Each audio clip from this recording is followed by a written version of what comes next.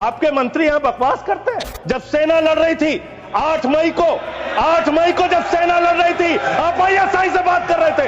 जो आतंकवाद को जन्म देते हैं आप उनसे बात करते हैं। आसिम मुनीर और आसिम मलिक दोनों से आप बात कर रहे थे। प्रधानमंत्री जी, आप गोदी मीडिया से अपनी चाटुकारिता दिन रात करवाना चाहते हैं, करवाइए, कोई हमें दिक्कत नहीं है, वो लोग करेंगे ही।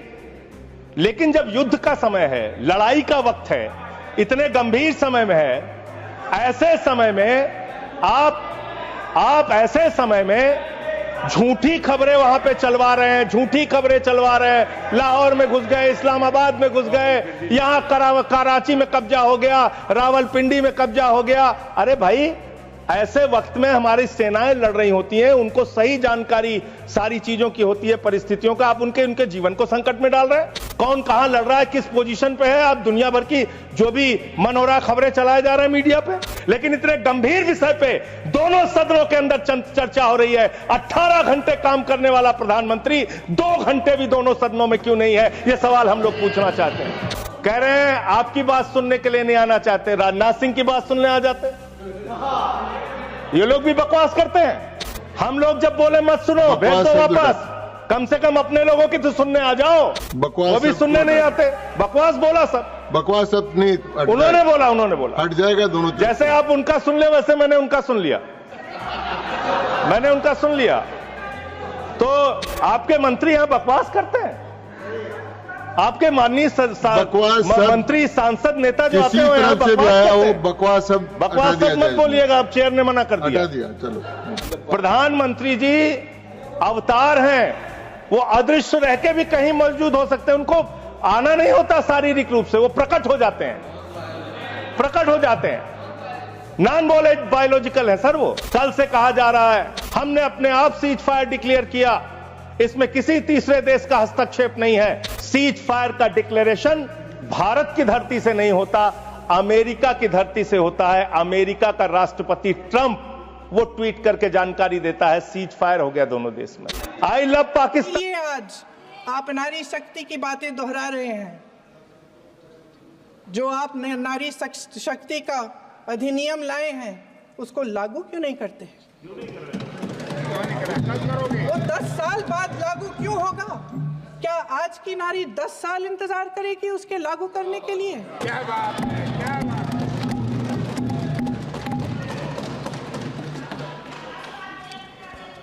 आज संसद में बैठे हुए सत्ता पक्ष के मेरे साथी ज्यादा से ज्यादा अतीत की बातें करते हैं।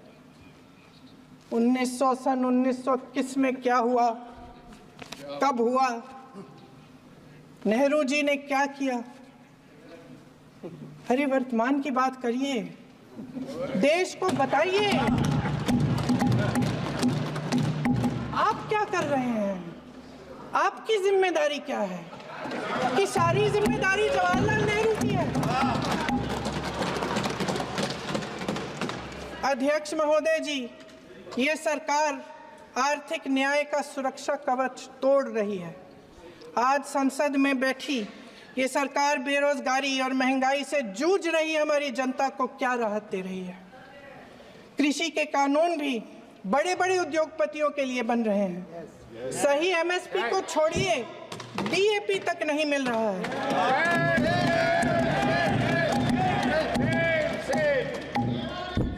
वायनाड से लेकर ललितपुर तक इस देश का किसान रो रहा है।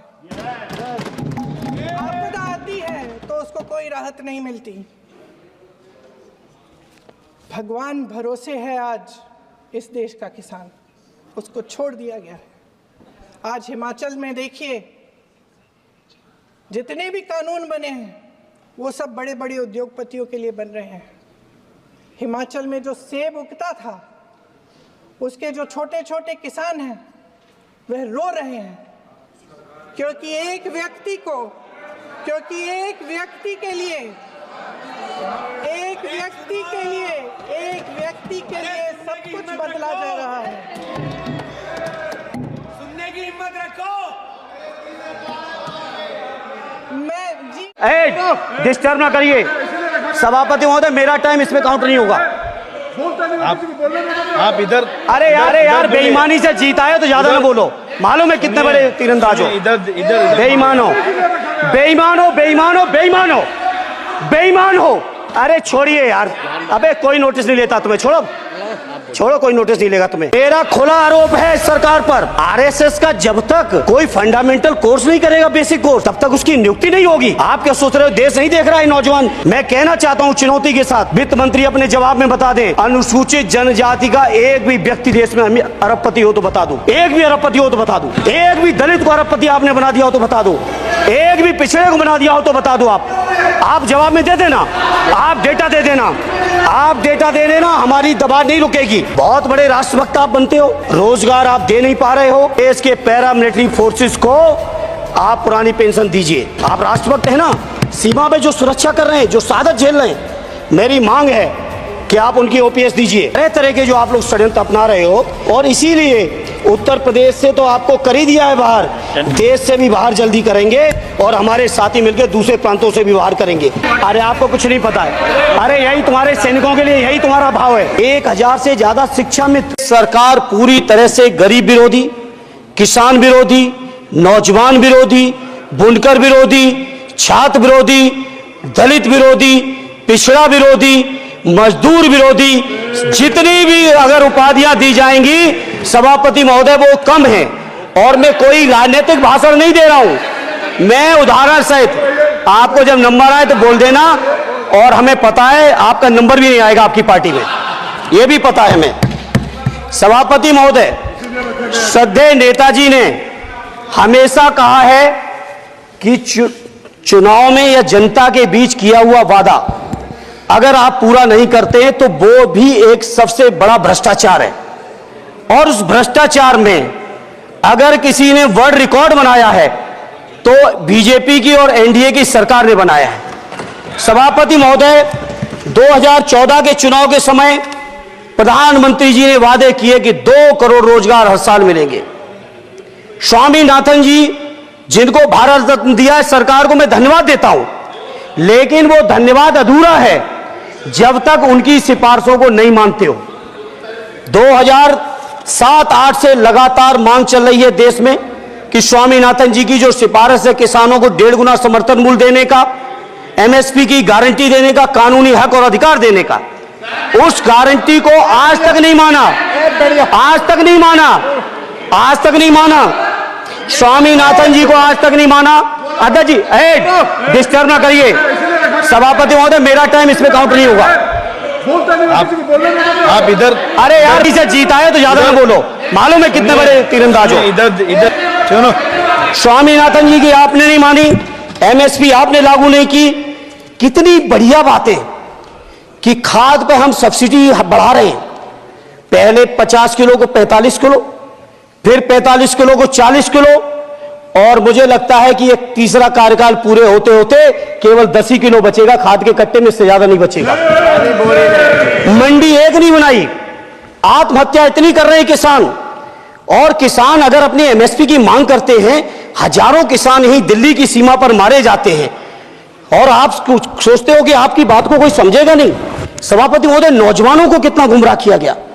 नौजवानों से कह दिया गया हर साल 2 करोड़ रोजगार। मैं आज सवाल पूछता हूं अपने नौजवानों की ओर से, बताएं भारतीय जनता पार्टी के लोग और सरकार में बैठे लोग, 10 साल आपने राज कर लिया है, आखिर 20 करोड़ नौजवानों को रोजगार कहां है? अरे छोड़िए यार, अबे कोई नोटिस नहीं लेता तुम्हें, छोड़ो छोड़ो, कोई नोटिस नहीं लेगा तुम्हें। 20 करोड़ नौजवान के रोजगार का हिसाब कहां है? आज 11वें बजट में जब याद आई तो वो भी ट्रेनिंग की बात करते हो। मैं कहना चाहता हूं आईआईएम, आईआईटी के नौजवानों को रोजगार नहीं दे पा रहे हो। आप सोच रहे हो इंटर्नशिप के इस छोटे से सुगूफे से नौजवान खुश होंगे? देश के नौजवान खुश होने वाले नहीं है। सभापति महोदय, शिक्षा के मसले पर लगातार बजट घटाया जा रहा है, लगातार सरकारी शिक्षा कम की जा रही है, और यह बीजेपी की सरकार की लगातार प्रयास है कि नौजवान शिक्षित होंगे तो सवाल पूछेंगे। देश की जेएनयू से लेके, बीएचयू से लेके, एमयू से लेके जितने बड़े संस्थान हैं, सारे संस्थानों को बर्बाद कर दिया है। एक भी दलित, एक भी पिछड़े, कहीं आपका वाइस चांसलर नहीं है। लगातार जितने भी आपके professor, associate professor, assistant professor की नियुक्तियों में आरएसएस का जब तक कोई फंडामेंटल कोर्स नहीं करेगा, बेसिक कोर्स, तब तक उसकी नियुक्ति नहीं होगी। आप क्या सोच रहे हो, देश नहीं देख रहा है नौजवान?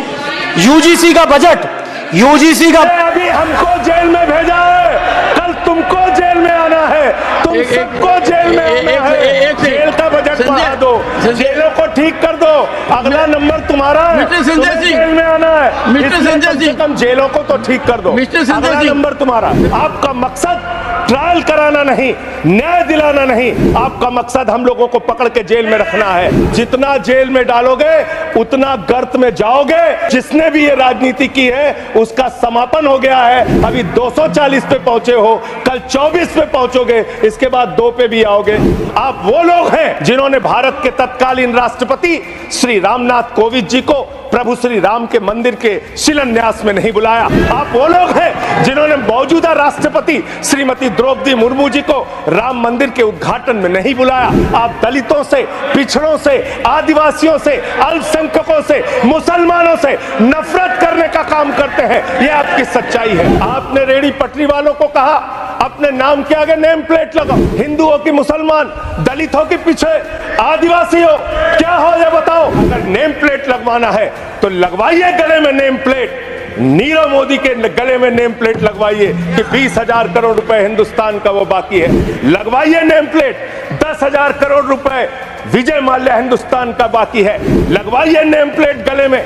ललित मोदी के कि 3,000 करोड़ रुपए हिंदुस्तान का लूट के भाग गया, लगवाइए नेम प्लेट। मान्यवर, मैं कहना चाहता हूं नितिन संदेशरा के कि वो 6,000 करोड़ रुपए हिंदुस्तान का लूट के भाग गया, लगवाइए नेम प्लेट। अडानी के कि 2.5 लाख करोड़ रुपए का कर्जा आपने एक आदमी को दे रखा है, लगवाइए नेम प्लेट उन पूंजीपतियों को जिन्होंने हिंदुस्तान की बैंकों को खाली करने का काम किया। मान्यवर, मैं जानता हूं इनके मन में दर्द होगा। मान्यवर, अभी चुनाव हारे हैं ये उत्तर प्रदेश में, तो वहां पर अगर कोई बोर्ड लगाएगा जाटव ढाबा, कोई अपने ढाबे के आगे अगर वाल्मीकि ढाबा लिखेगा तो आप लोग उसके यहां खाने नहीं जाओगे। मैं जानता हूं आपकी मानसिकता। देश के प्रधानमंत्री को 73 साल की उम्र में तीसरी बार प्रधानमंत्री बनना है, लेकिन किसान का बेटा नौजवान सेना में 4 साल की नौकरी करेगा। ये भेदभाव क्यों है? 20 करोड़ नौकरियां आपने नहीं दी, फिर नौजवानों ने कहा नौकरी दो, नौकरी दो, फिर आपने कहा पकौड़ा तल लो, पकौड़ा तल लो,